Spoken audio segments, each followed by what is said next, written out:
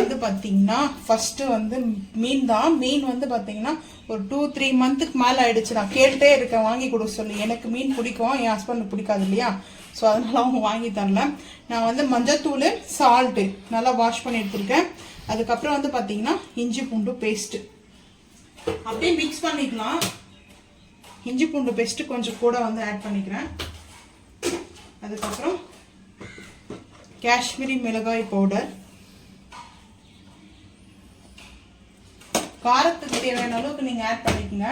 நான் வந்து 1 ஸ்பூன் கொஞ்சம் கூட எடுத்திருக்கேன். அதுக்கப்புறம் மீன் மசாலா ஒரு 1.25 டீஸ்பூன் வந்து சேர்த்துக்கிறேன். சேர்த்துட்டு சால்ட் வந்து ஆட் பண்ணிக்கலாம்.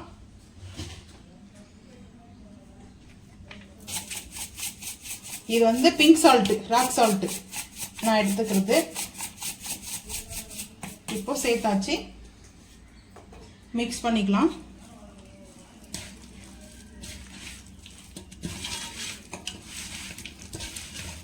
மீன் சாப்பிட்டு எவ்வளோ நாள் ஆன மாதிரி இருக்கு தெரியுமா? எவ்வளோ வருஷம் ஆன மாதிரி இருக்கு.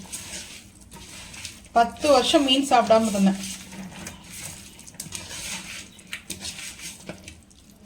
இப்போதான் சரி டாக்டர் வந்து மீன் சாப்பிட்றது நல்லது, அது லேடிஸ்க்கு வந்து ரொம்ப நல்லது சொன்னாங்க. ஸோ அதனால தான் வந்து பார்த்தீங்கன்னா மீன் சாப்பிட திருப்ப நான் 10 இயர்ஸ்க்கு மேலே இருக்குங்க பேக் வந்து பார்த்தீங்கன்னா நான் மீன் சாப்பிட்டு. ஏன்னா நான் மீன் வந்து சின்ன வயசுலேருந்து எங்கள் வீட்டில் செய்வாங்க, நானும் சாப்பிடுவேன். ஆனால் எங்கள் ஹஸ்பண்ட் ஃபேமிலியில் மீனுன்னாவே தெறிக்க ஓடிடுவாங்க. ஸோ அதனால அவங்களுக்கு மீன் பிடிக்காது, அது ஸ்மெல்லே பிடிக்காது. தண்ணி கூட வாங்கி குடிக்க மாட்டாங்க. மீன் சமைச்சிட்டாங்கன்னா ரொம்ப ஆச்சாரமாக இருப்பாங்க. மீன் பார்த்தாவே ஆச்சாரமாக இருப்பாங்க. யாராவது மீன் பிடிக்காதவங்களா இருந்தீங்கன்னா கோச்சிக்க வேண்டாம், ஏன்னா என்னுடைய ஃபீலிங்ஸை தான் நான் சொல்கிறேன். ஸோ இப்போ வந்து பார்த்தீங்கன்னா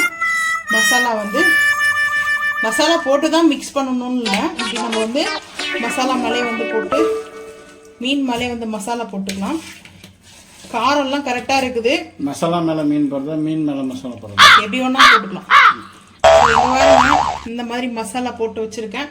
இது வந்து ஒரு அரை மணி நேரம் வந்து பார்த்தீங்கன்னா நல்லா ஒரு 1/2 hour மேரினேட் ஆகட்டும். அதுக்கப்புறம் வந்து பார்த்தீங்கன்னா மீனை பொரிச்சு சாப்பிட வேண்டியதான்.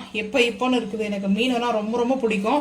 ஸோ அந்த மீன் குழம்பு, மீன் வறுவல்லாம் எனக்கு வந்து மீன் வறுவல் ரொம்ப பிடிக்கும் மீன் குழம்பு விட.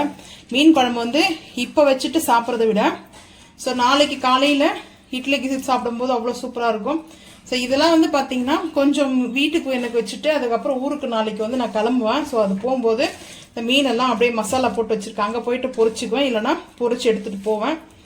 ஸோ எனக்கு மட்டுமே இவ்வளோவா கிடையாது. ஸோ இந்த மீன் வந்து பார்த்தீங்கன்னா நல்லா மசாலாவில் ஒரு 1/2 hour கழிச்சு பார்க்கலாம் வாங்க. மீன் பொரிக்கிறதுக்கு வந்து பார்த்தீங்கன்னா நான் நான்ஸ்டிக் ஃபேனில் வந்து ஆயில் சேர்த்துருக்கேன். இதில் வந்து பார்த்தீங்கன்னா ஆட்டோடைய ஹார்ட்டும் கொழுப்பு வந்து ரோஸ்ட் பண்ணேன். ஸோ அதனால் அந்த மசாலாலே ஆயில் வந்து சேர்த்துருக்கேன். இப்போ வந்து பார்த்தீங்கன்னா ஃபிஷ்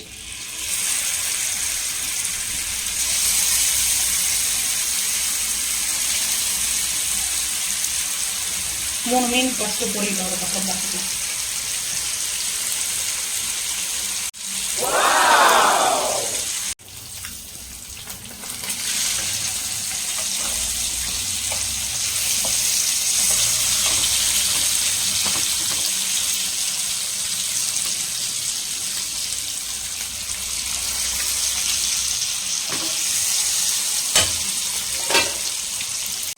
மீன் நல்லா பொரிச்சு எடுத்தாச்சு.